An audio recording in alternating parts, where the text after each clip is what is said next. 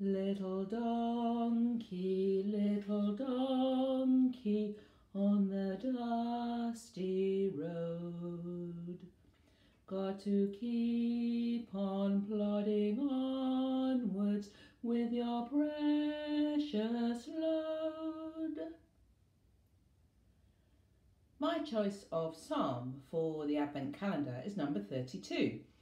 It is a psalm of gratitude for sins forgiven, and it falls quite naturally into two parts or two voices.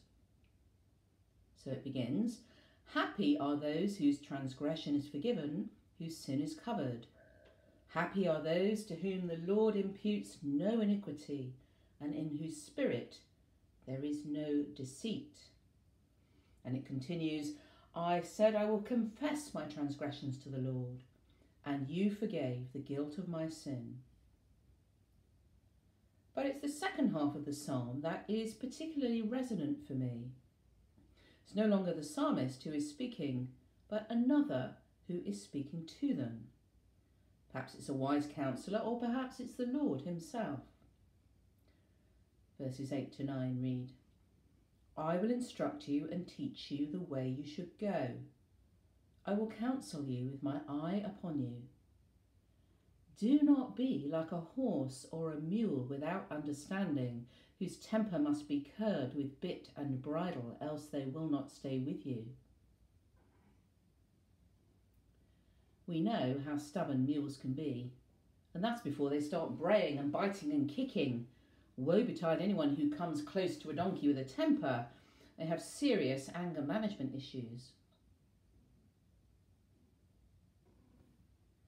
Sometimes that can feel a bit close to home.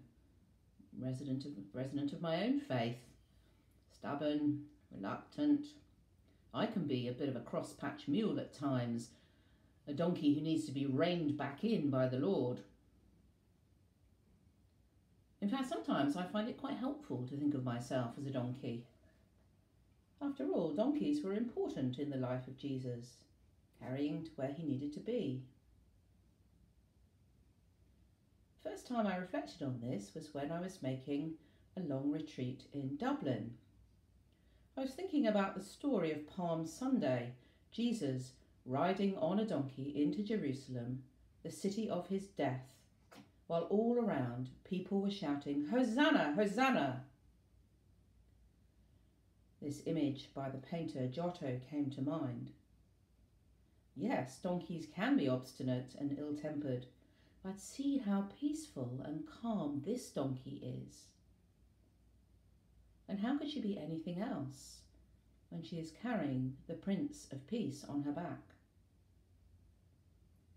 Ears laid down, she seems serene, entirely content with her role. She knows that all the fuss and cheering is not for her, but for Jesus, whom she has the privilege of carrying. If we roll back from the end of Jesus' life to the beginning, we may remember the important role played by another donkey, the one who carries Jesus in Mary's womb from Nazareth to Bethlehem, the town of his birth. How joyful that donkey must have been, bearing her precious load, just like our crib donkey here. She was carrying on her back the one through whom all things were created, and who was coming into the world to save us from our wretchedness.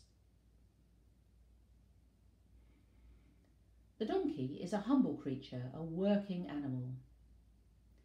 I wonder if at this very busy time, when so many other burdens press upon us, might help us to remember that we too are God's beloved creatures, and our work is simply to carry in our hearts the Prince of Peace wherever he wishes to go, to visit whoever he wishes to see, knowing that he sets the direction and the pace, and we need only to respond to a gentle twitch on the reins to find the right path.